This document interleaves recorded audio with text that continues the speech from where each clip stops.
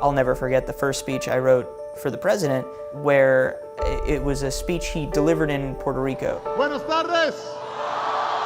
I remember thinking how totally bizarre that was. As a speechwriter, you're always recognizing that it's not really my idea, right? It's inspired by President Obama, but just the fact that you can sit down and be part of that is, it's totally surreal. I mean, and it never stops being surreal.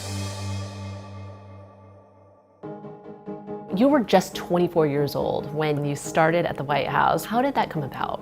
I did not mean to become a speechwriter. I didn't really mean to go into politics or anything like that. I was on a plane and we had just begun our initial descent, and I was sort of channel surfing on the free airplane cable. I saw this candidate who I had heard of but didn't know a lot about, named Barack Obama. They said this day would never come.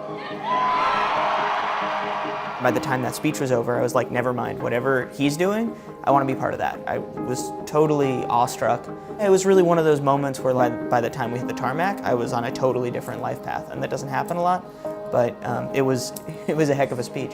You did this because you believed so deeply in the most American of ideas, that in the face of impossible odds, people who love this country can change it.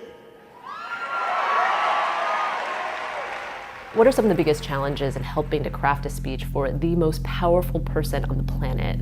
You have to realize how high the stakes are. We would write speeches knowing that there are people whose full-time job is to pick apart every single word the president says, and sometimes just to take things out of context.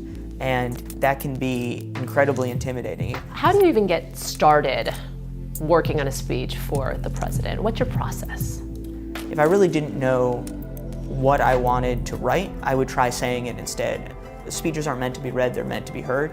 And so if I felt like I could start to finish make that argument in my own words, just talking to myself, then I could go back and begin to shape it in a way where it would make sense for the president. What have been your sources of inspiration when you're going through this process? Sometimes what I would do is I would go on YouTube and pull up that video of that Iowa speech from 2008 and hit play. They said this day would never come. Rewatching those words and feeling that sense of both power and responsibility, you know, kind of keeps you going when you wonder whether it's all making a difference. I worked on the Obama campaign in 2008, and all of my volunteers, when I left, they took one of those hope posters, and on the back in cardboard, they all just signed their names. And so I had it sort of face the other way, where the hope side was against the wall, so that I could see all the names. And it was just this reminder that what I was doing was not just about my job, it was not just even about the president, it was about people in places like the one where I had worked. For me, really all of my rituals are about trying to recapture that feeling I had in 2008, to put you back in that mindset when you're 21, 22 years old and you're absolutely sure you can change the world and you're pretty sure you can do it tomorrow. You've worked on a number of White House Correspondent Dinner speeches, which are known for highlighting the president's humor. How has comedy been a tool for you in terms of getting a political message out? Well, one of the interesting things over the last 8 years is getting people's attention has become harder and harder and harder.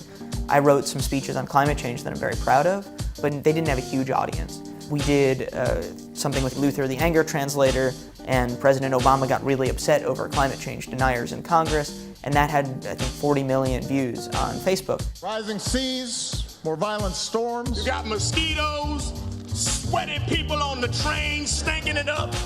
It's just nasty. Something that's funny just gets people to pay attention. It gets people engaged. President Obama has amazing comedic timing. Yeah, he really does. The president can hold a pause for just the right amount of time that there's a little bit of tension and then cut it with a punchline. Being president is never easy. I still have to fix a broken immigration system, issue veto threats, negotiate with Iran, all while finding time to pray 5 times a day.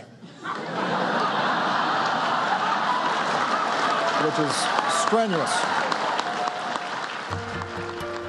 And then there's also just moments when you write something, whether it's a joke or a more serious line of argument, that breaks through in some way and becomes part of this national conversation around an issue.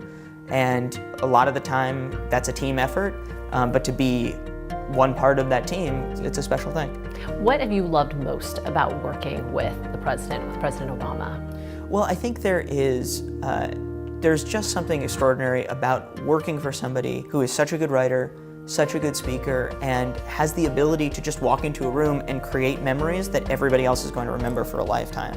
And so you get to be part of all of these life-changing moments in little ways and big ways. And that is, when I walk into a room, that doesn't happen. So that was nice to get to play a small part in that.